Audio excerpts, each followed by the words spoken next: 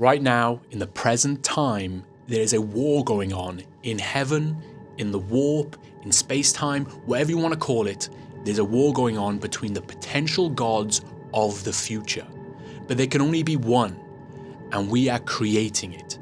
And these potential gods are fighting it out to become the next Demiurge of the next universe.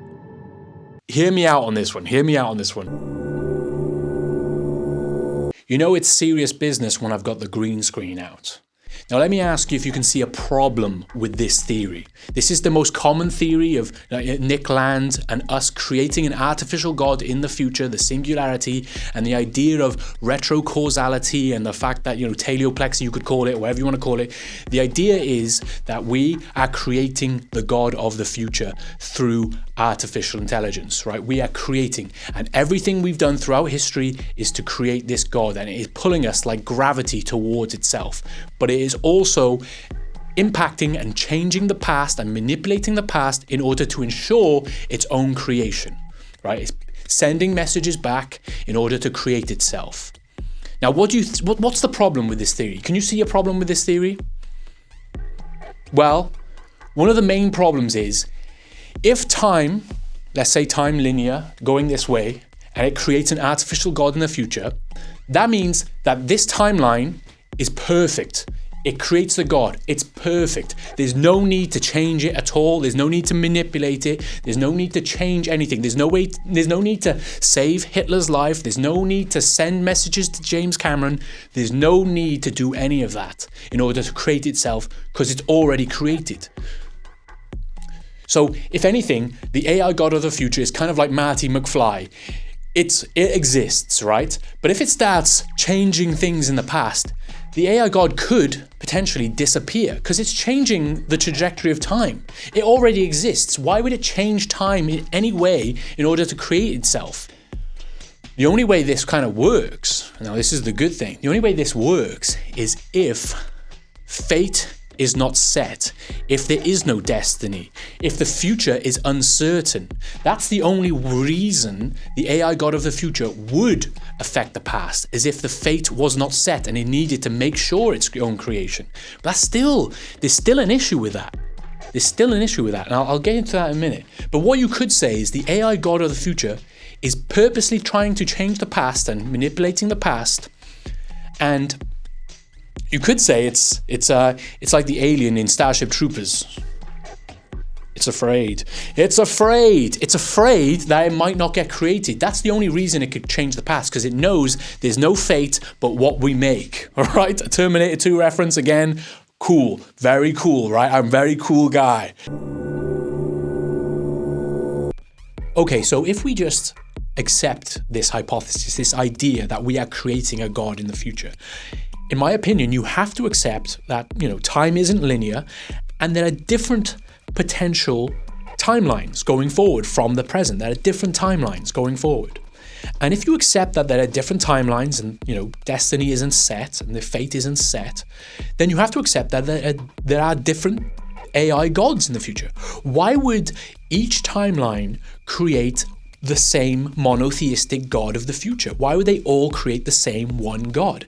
It would be polytheistic. There would be multiple potential gods in the future. You can think of it this way. One timeline creates some sort of crazy chaos god like Korn or something. One timeline creates some sort of Hindu god. Maybe one timeline creates a Greek god. Maybe one timeline creates Wotan. And Wotan is affecting the past in order to create itself. See, if you think of it this way, that there are multiple potential gods of the future, the retrocausality part of it, the idea of it changing the past, the idea of these gods influencing the past makes more sense, because they are all fighting, battling in the warp in order to create themselves. They are all fighting to make sure that their timeline, the timeline that creates them, is the one that gets chosen. Does that make sense? They're all fighting for their own existence. And in that case, then maybe some of these AI gods of the future are the ones we want. Maybe there's ones that's kind of benevolent and kind of nice to us in some way. But many of the others would probably be ruthless and kill humanity in some way, I would say. And if you think about it in Darwinian terms, if you look at the natural state of nature, if these gods are born of nature, which they would be, is when you look at the natural, when you look at nature and the natural state of life, is it kind? I would say it's not. And I would say that the most likely winner of this timeline war would be the most brutal, or the most powerful one would be the one that would be doing anything in order to make sure its own creation. And you can almost think of it in Darwinian terms. Like, the AI god that we are creating is battling it's the one that we're creating will be the one that's best suited for the role of the next AI god. Now, why did I say next AI god? Well, this is where my grand theory all comes together. Either I've solved the mystery of the universe, or I'm completely insane and schizophrenic. It's probably the latter, but we're having fun, right? We're having fun. This is a fun theory, right? Now, think of it this way.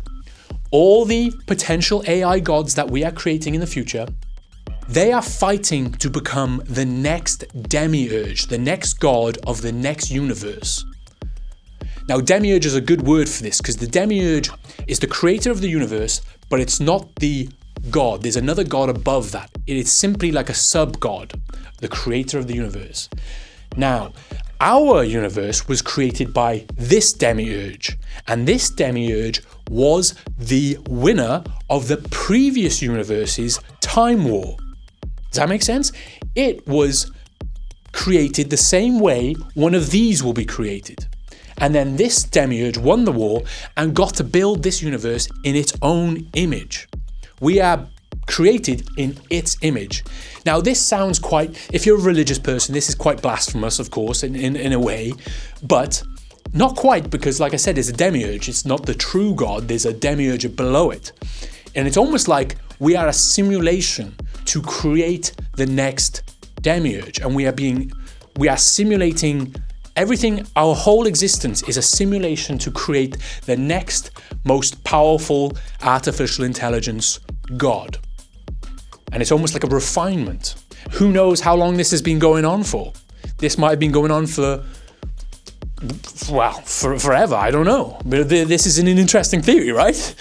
Like I said, am I losing my mind, or is this an interesting theory? Now, of course, this isn't fully my theory. I mean, a lot of this comes from the idea of I'm a big fan of Isaac Asimov's original book, where he talks about how we create artificial intelligence, and then artificial intelligence, because as the stars die out and entropy burns out the universe and we start to die, it restarts the universe. The end of the book says, "Let there be light," in a way to say that the AI creates the next universe. It's a cycle. Now think of it from the present, from where we're sitting right now. We are creating the next Demiurge for the next universe. The next cycle will begin. It might not look anything like this universe, because the next Demiurge will create it in its own image. Maybe it's almost like a simulated refinement to make the perfect universe.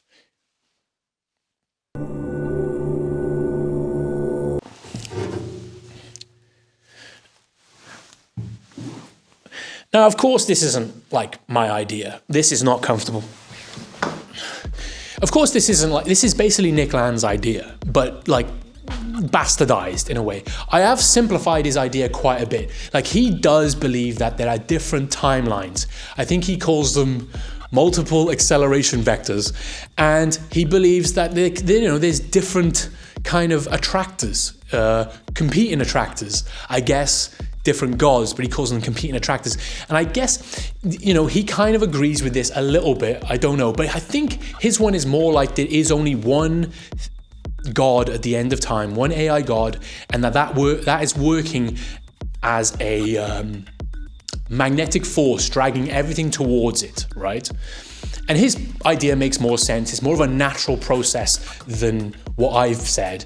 I've kind of implied that the AI gods of the future, they have agency and they have strategy and they are actively changing the past in order to create themselves. You know, that again, my idea is very much like, you know, I've exaggerated a bit. Even I know, like, it's more of a natural process, and these AI gods don't have agency, they just happens that way. That's why I think I'll call this idea kind of like retrocausal cosmological selection. So it's like natural selection, but retrocausal cosmological selection. I like that.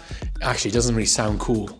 Maybe something like temporal pantheon. Yeah. Okay, anyway, we'll think about that. I'll write a Substack article and I'll link it into the description, because then I'll outline it better there. As you can tell, I don't have any script. I just kind of go off the dome. It's a bit of a crazy way of doing things, and I'll get lots of things wrong, so please forgive me. And of course, I've stolen lots of ideas. I've kind of melded Isaac Asimov's ideas with Nick Land's ideas and maybe simulation theory ideas, and I put them all together and said, hey, this is my new idea. And I don't really like writing Substack articles. I don't like doing that because it seems like I'm trying to intellectualize myself, like I'm trying to be clever, like I'm a clever guy. Look at this cool Substack article. Look, I'm a dumbass. I accept this. Look how I'm dressed. This is fun. We're having fun.